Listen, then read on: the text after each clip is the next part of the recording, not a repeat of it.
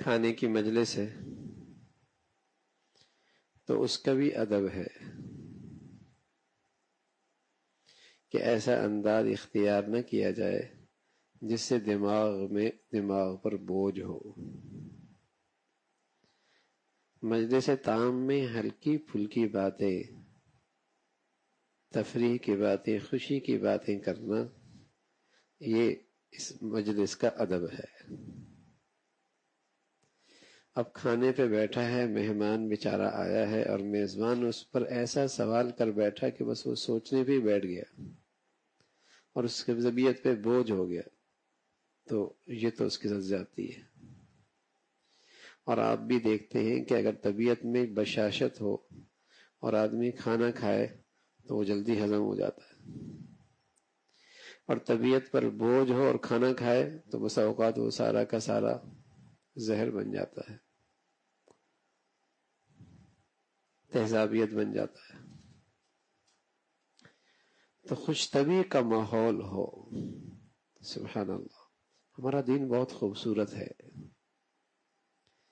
چھوٹی چھوٹی باتوں میں بھی زندگی کے طور طریقے سکھاتا ہے۔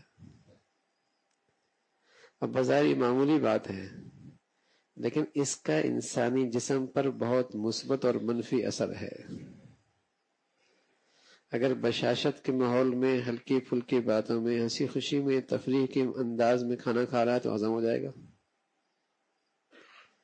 اور اگر طبیعت پہ بوجھ ڈال دیا، مشکل باتیں کرنے کر دی، ناگواری کی کیفیت پیدا کر دی اس ماحول کے اندر، تو وہی چیز تہذابیت بن جائے گی اور جسم کے لیے کتنا نقصان دہ ہوگی۔ تو بس اب ہم کھانے کے میز پر بیٹھتے اور ڈانٹ شروع کر دیتے ہیں گھر والوں کو، تو اپنا ہی نقصان کرتے ہیں۔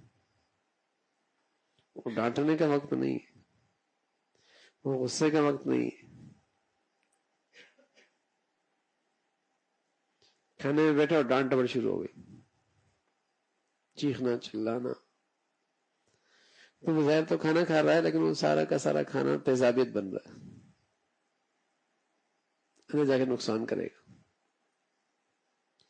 اور ایک یہ کہ وہ ماحول ایسا خوش طبعی کا، تفریح کا، فراغت کا، ہلکی پھلکی باتیں، تو وہ کھانا آپ کے لیے خون بن جائے گا، طاقت بن جائے گا، غذا بن جائے گا۔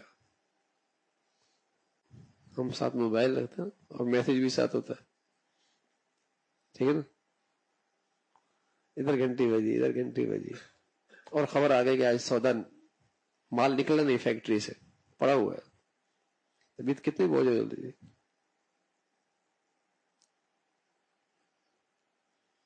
اور وہ آیا اور اس نے اپنا سامان جو آپ نے دیا تھا واپس کر کے چلا گیا غصے میں۔ اب بتاؤ کھانے میں کیا مزہ آئے گا؟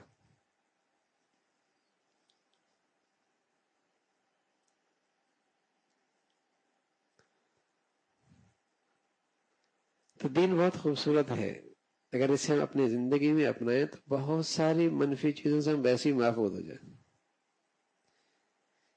اس میں صرف آخرت کا فائدہ نہیں ہے، دنیا کا بھی فائدہ ہے۔ اس سے صرف ایمان کی ترقی نہیں ہوتی، جسم کی صحت بھی آتی ہے۔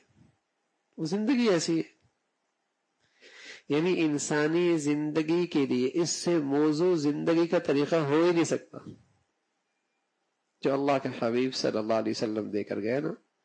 اس سے زیادہ موضوع اور اس سے زیادہ خوبصورت طریقہ زندگی ہو ہی نہیں سکتا۔